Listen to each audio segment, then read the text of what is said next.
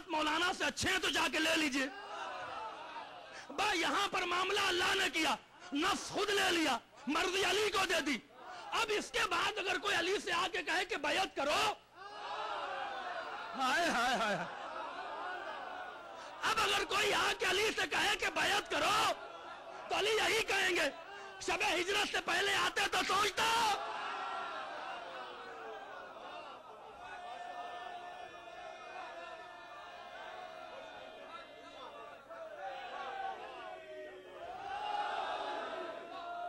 शबे हिजरत से पहले आते तो सोचता।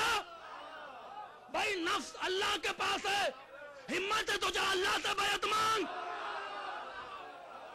हिम्मत है तो जा अल्लाह से बैयत मांग। ये डायरेक्ट अल्लाह के पास पहुंचे, अल्लाह राजी हो जा, अल्लाह राजी हो जा। अल्लाह कहेगा शबे हिजरत से पहले आते तो सोचता। मर्जी तो अली के पास है।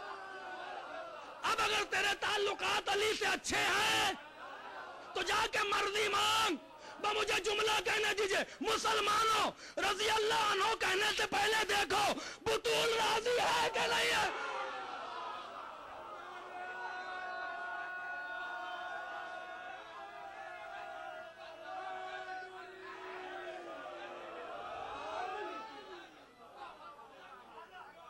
बाबा से बुलंद सलवात पढ़े मोहम्मद वाले मोहम्मद।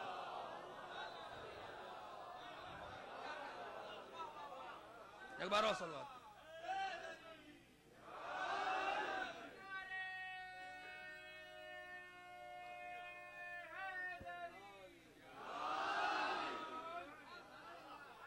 अज़मत आले मोहम्मद में बाबा से बुलंद सलवात पढ़े मोहम्मद वाले।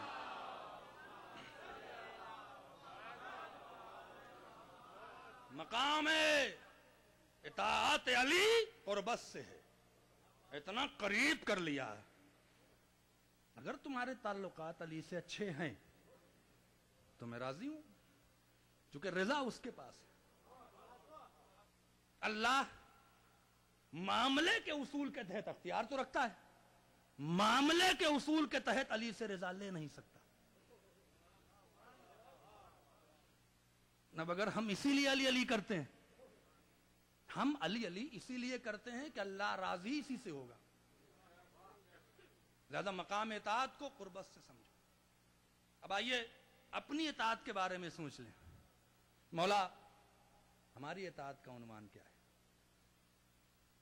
का दिल हमारी फजीलतों से मुनव्वर हो जाए तो खुद ब खुद तुम्हारा सर अल्लाह की बारगाह में झुक जाएगा। जब खुदा की बारगाह में सर झुकने लगे तो तुम इताअत का मफहूम खुद ब खुद समझ जाओगे।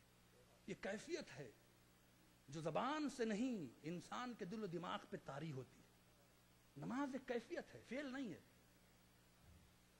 अगर फेल होता ना नमाज तो सब पढ़ते। बहुत लोग नमाज कज़ा नहीं करते, लेकिन कैफियत है। मिसाल के तौर पर इस कैफियत को समझाएं। आपने 10 दिन 12 दिन नमाज नहीं पढ़ी तो जो अली की मोहब्बत है ना, ये पंच करती है। 12 दिन हो गए नमाज नहीं पढ़ी, चलो आज पढ़ लेते हैं। अगर फेल होता तो रोज करता, लेकिन कैफियत है। जब उसने सोचा कि मैंने 10 दिन से नमाज नहीं पढ़ी, गलत कर रहा हूं, तो खुद ब खुद कैफियत तारी हुई। अब कोई रोक नहीं सकता उस इरादे को अमल में लाने के लिए जो कैफियत के जरिए पैदा हुआ है। तो इबादत कैफियत का नाम है। मातम, सीनाजनी, गिरिया, वाह वाह, ये इरादे से नहीं है, कैफियत से है। हम बिला वजह नहीं चिल्लाते, या आप बिला वजह नहीं चिल्ला रहे हैं, कैफियत तारी हो रही है। क्योंकि कुर्बत है अली से, लगाव है अली से। कुर्बत है तो इताअत है, इताअत है तो कैफियत है, कैफियत है तो दलील है। ये आपका वाह वाह करना दलील इताअत है, ये शोर नहीं है। क्योंकि चर्च नहीं है कि बैठ के गूंगे बहरे की तरह सुनिए, ये चर्च नहीं है। और बात अगर हो रही अली की तो इताअत अली की है, कुर्बत अली से है। अब अपने अपने शऊर, अपने अपने ज़र्फ, अपने अपनी मारिफत, अपनी अपनी किस्मत है कि कौन कितना करीब है, ये वही जानता है जिससे हम करीब हैं। इताअत क्या है? मैंने पहली मजलिस में बात छोड़ दी थी। मौला कैसे पता चले कि आपके चाहने वाले हैं, आपसे मोहब्बत करने वाले हैं? آخر دور کے لیے ایک علامت بتائی گئی، کہا آخر دور میں شیعوں کی تعداد بہت ہوگی لیکن شیعہ بہت کم ہوں گے. شیعوں سے جڑے اس لیے ہوں گے کہ کثرت سے دشمن شیعوں کو مٹا نہ دے. مولا کیا علامت ہوگی؟ کہ جس کے دل میں ہماری محبت آتی ہے نا، اس میں چند علامتیں ظاہر ہوتی. الاول الشجاع. دیکھیے آنکھیں کھولنے والی باتیں ہیں اور مشکل سے بس ایک بات کہوں کہ میرے وقت اب بچا نہیں ہے. الاول الشجاع والثانی السخاوہ والثالث یتمنى الموت. میرا چاہنے والا بہادر ہوگا، سخی ہوگا، تمنائے موت کرے گا. مولا آپ کی نگاہ میں بہادری کیا ہے؟ دنیا اگر مجھے بہادر کہے تو مجھے کوئی خوشی نہیں ہے. فاتح خیبر کہہ دینا بہادر، فاتح خندق کہہ دینا بہادر. تو یہ بہادری کا سند اور بہادری کا تمغہ ہے. کہ بہادری اپنے بازوؤں کی طاقت دکھا کے کسی میں خوف پیدا کرنا نہیں ہے. خوف ظلم ہے اور ظالم کمزور ہے، مظلوم بہادر ہے. آپ کی نگاہ میں بہادری کیا ہے؟ کہ بہادر ہوگا تو دو علامتیں ہوں گی. پہلی علامت کیا ہے مولا؟ کہ جب اس کے جذبات کا گھوڑا پیر پٹکنے لگے گا تو اگر صبر کی مہار سے گھوڑے کو کنٹرول کر لے تو بہادر ہے. بہت عظیم بات ہے اور آج یہی ہو رہا ہے. جذبات بڑھ کے جو منہ میں آئے کہہ دیا. جہاں جب تمہارے جذبات کے گھوڑے، کیا مثال دیے، پیر پٹکنے لگے. دیکھیے گھوڑا دوڑتا ہے تو کنٹرول کرنا آسان ہے، جب پیر پٹکنے لگے نا تو دولہا جو سوار ہے تو اس کی ساری خوشیاں مٹ جاتی. جو پیر پٹکنے لگتا ہے تو گھوڑے کی خصوصیت میں کیا مولا نے مثال دی، اللہ اکبر. جب وہ پیر پٹکنے لگتا ہے تو مہار کا کنٹرول کرنا، لجام کو وہ وہی کر سکتا ہے جو بڑا ہنرمند ہو، بہت ہی گھوڑے کی فطرت سے جانتا ہو. مولا نے کیا کہا؟ جب تمہارے جذبات پیر پٹکنے لگیں تو صبر سے کنٹرول کر لو. دنیا کہے گی چپ ہو گیا، دنیا کہے گی بزدل ہے، دنیا کہے گی گوشہ نشیں ہو گیا، دنیا کہے گی ارے کچھ نہیں ہے. فاتح خیبر کہے گا بہادر ہے. مالک اشتر، اگر آپ علی کے چاہنے والے ہیں اور ہیں، اس میں کوئی شک نہیں، کوئی ایسا نہیں جو علی کا چاہنے والے نہیں، تو اس جملے کو احساس کیجئے گا. سوال کیا مولا مالک اشتر بھی تو ایک بار غیر معصوم تھے، کوئی معصوم تو نہیں تھے، جذبات میں تو آئے تھے نا. کمبر بولو واپس آ جائیں. کہا بس ختم کر کے آ رہا ہوں، 40 دن جس تلاش کر رہا تھا مل گیا ہے. نہیں مالک واپس آؤ، تلوار پھینکی اور چلے گئے. سوال ہوا مولا سے، مولا اگر آپ کے کہنے کے بعد بھی مالک اشتر جذبات میں آ کے دشمن کو قتل کر دیتے تو آپ مالک اشتر کو کیا کہتے؟ پلٹ کے کہا اگر مالک اشتر میرے کہنے کے باوجود جذبات میں آ کر میرے فیصلے کو اپنے جذبات پہ قربان کر دیتے، اللہ اکبر، اور قتل کر دیتے تو میں یہ کہتا کہ بڑا جذباتی تھا مالک، اس نے جذبات میں فیصلہ لے لیا. لیکن میں انہیں سند نہ دیتا کہ مالک اشتر میرے لیے ویسے ہی تھے جیسے میں محمد عربی کے لیے تھا. آل محمد عظمت بخشتے ہی اس کو ہیں جو ان کے حکم اور ان کے نام پر اپنے جذبات کو قربان کر دے، کنٹرول کر لے. یہ جذباتیوں کا مذہب نہیں ہے کہ میرے جذبات ہیں. آپ کے جذبات غلام ہیں علی کے، آپ کے جذبات نہیں، غلام ہیں علی کے. آل محمد کے جذبات غلام ہیں، جو وہ کہیں وہی ماننا ہے نا. تو بہادر ہے. بہادری کی دوسری علامت کیا ہے؟ کہ کوئی مومن کسی مومن سے انتقام نہ لے. میری نگاہ میں بہادر ہے.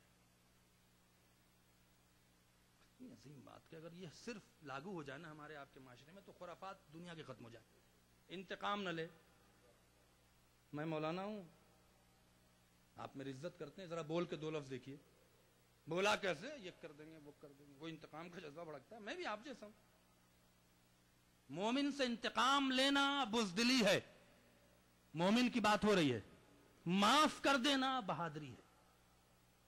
तुम माफ करोगे, दुनिया कहेगी बुज़दिल था, दब गया, कमजोर था, फातिह खैबर कहेगा कि बहादुर है। और हमारे दरमियान सारा इख्तिलाफ क्या मरकज और बुनियाद इंतकाम है। कहीं कोई दीन शामिल नहीं है इसमें। डाउन करना है तो डाउन करना है, इमाम बारगाह छोड़नी है तो इमाम बारगाह छोड़नी है, इनसे पढ़वाना है तो पढ़वाना है, इनसे नहीं पढ़वाना तो नहीं पढ़वाना है।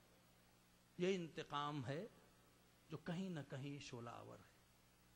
बस यहां पर मैंने इस बयान को रोका, इससे कल आगे बढ़ाएंगे।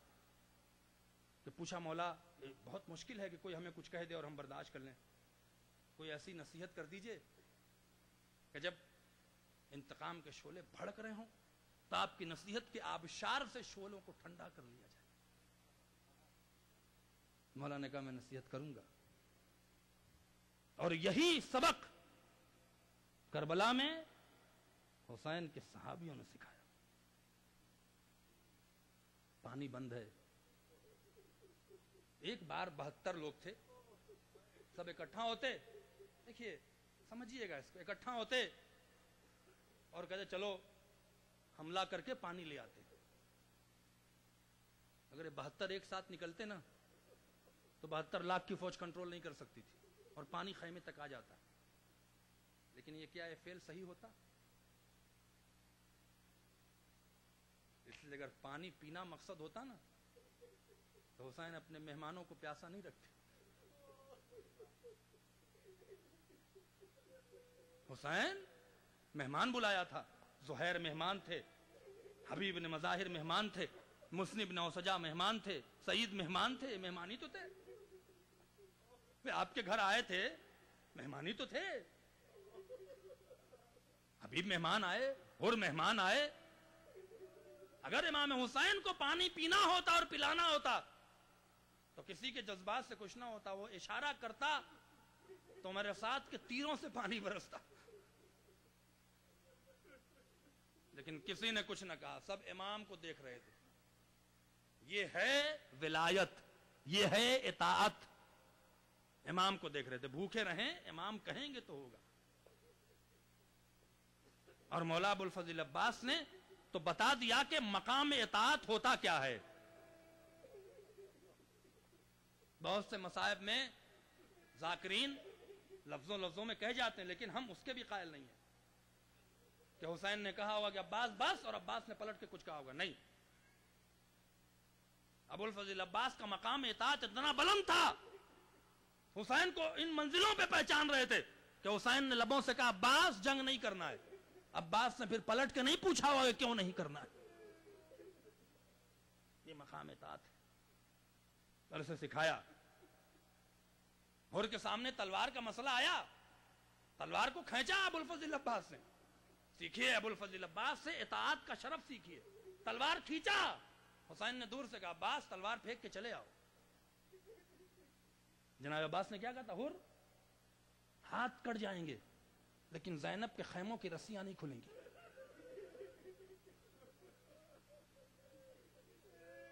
शहजादी के खैमे नस्ब हो गए फुरात पर, खुलने वाले नहीं है।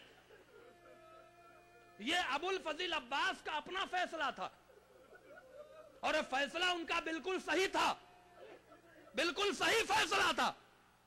लेकिन जब इमाम ने बढ़ के कहा अब्बास तलवार फेंक के वापस आ जाओ, मेरी इताअत यह है कि खैमों की रस्सियां खोल दो। अब्बास ने फिर पलट के कुछ न पूछा, अपने फैसले को खत्म कर दिया। तलवार फेंकी, घोड़े से उतरे और उन्हीं हाथों से खैमों की रस्सियों को खोलने लगे। सबसे ज्यादा अगर शिया करबला में किसी से लगाव रखते हैं तो मौला अबुल फजल अब्बास। उनके बगैर तो हमारी जिंदगी नहीं है, उनके बगैर तो हमारा मुहर्रम नहीं है, उनके बगैर तो हमारी ना कोई खुशी है ना कोई गम है। इतना हम और आप उस गाजी से, उस बहादुर से, उस मुती और फरमा बरदार से हम लगाव रखते हैं। लेकिन उन्होंने क्या कहा कि देखो कि कैसे इताअत होती है, कैसे मकाम इताअत में, और उसी मकाम इताअत में उन मोहम्मद हैं। आज ज़ैनब के शहजादों का पुरसा देना है। बड़े मजलूम शहीद थे ये, बड़े मजलूम थे। किसके बेटे थे? عبداللہ ابن جعفر کے. عبداللہ ابن جعفر کون؟ عبداللہ ابن جعفر جنگ صفین میں جب جنگ کر کے واپس آئے نا تو فاتح خیبر نے ہاتھ رکھ کے کہا تھا عبداللہ تیری جنگ سے علی خوش ہو گیا, اب تیری جنگ سے علی خوش ہو گیا. بہت بہادر عبداللہ, جسے بہادری کی سند علی نے دی. اتنے ہی بافضل تھے عبداللہ ابن جعفر کہ علی نے اپنا داماد بنایا. کائنات کی عظیم المرتبت بیٹی کو عبداللہ ابن جعفر کے حوالے کیا ہے. کوئی مذاق نہیں تھا, یہ کوئی چھوٹی موٹی ذات نہیں تھی. اور پیسوں کے لحاظ سے عرب میں سب سے بڑے رئیس. آپ کی نالج میں ہوگی یہ بات کہ آج جو جناب زینب سلام اللہ علیہا کی قبر مبارک ہے وہ عبداللہ ابن جعفر کا اپنی ملکیت ہے. یہ جناب زینب جہاں دفن ہوئی ہے, جناب عبداللہ ابن جعفر کی اپنی ملکیت ہے, وہیں پہ دفن کیا. بہت بڑے سرمایہ دار تھے, بہت بڑے بہادر, بڑے متقی پرہیزگار, اتنا ہی حسین کو چاہنے والے. جب جناب زینب آئیں اور اطلاع دی کہ امام بھیا میرے سفر کے لیے آمادہ ہو چکے ہیں, تو پوچھا شہزادی وہی سفر جس کے رسول نے کہا تھا؟ بس سن لیجئے, محرم ہے, مصائب ہے. وہی سفر؟ کہا ہاں وہی سفر. کہا وہی سفر عراق جانے والا؟ ہاں. کہا شہزادی ذرا میری تلوار اٹھائیے. تو صفین کے بعد تلوار رکھی ہوئی تھی, تلوار اٹھائیے. تو تلوار اٹھایا اور تلوار کو سیقل کر رہے تھے اور کہتے جا رہے تھے خدا کی قسم اگر کسی نے فاطمہ کے لال کی طرف آنکھیں بھی اٹھائی نا تو نسلوں کو ختم کر دوں گا.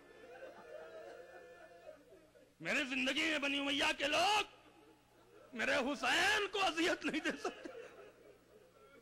اتنی محبت تھی حسین سے. آمادہ تھے امام حسین کے ساتھ جانے کے لیے, لیکن حسین نے دعا کیا تھا کہ کہاں کہاں بہادروں کو روکیں گے.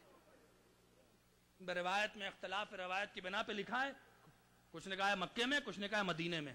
مکے تک آئے, لیکن مدینے کی روایت زیادہ محکم ہے کہ ایک بیک گھٹنوں میں ورم ہو گیا اور چلنے سے مجبور ہو گیا. ایک بار کہا شہزادی مولا سے جا کے اتنا کہہ دیجئے کہ 2 دن رک جائیں. جناب زینب سلام اللہ علیہ نے کہا, حسین نے کہا نہیں, خدا کی مصلحت ہے کہ ہم رک نہیں سکتے. یہ نہیں کہا, اصرار نہیں کیا, امامت کا فیصلہ مانا اور کہا لگتا ہے میری قسمت میں کربلا جانا نہیں ہے. شہزادی ذرا میرے بچوں کو لباس پہنائیے, ذرا لباس سے جنگ پہنائیے. آؤ محمد کو لباس سے جنگ پہنایا. دونوں بیٹوں کے سہارے آئے, حسین کا طواف کیا اور طواف کرنے کے بعد کہا میرے مولا میرے اوپر, میری جگہ پر ان بچوں کو اپنے اوپر قربان کر دیجئے گا, آپ کو عبداللہ ابن جعفر کی کمی محسوس نہ ہوگی. یہ تھے انہوں محمد.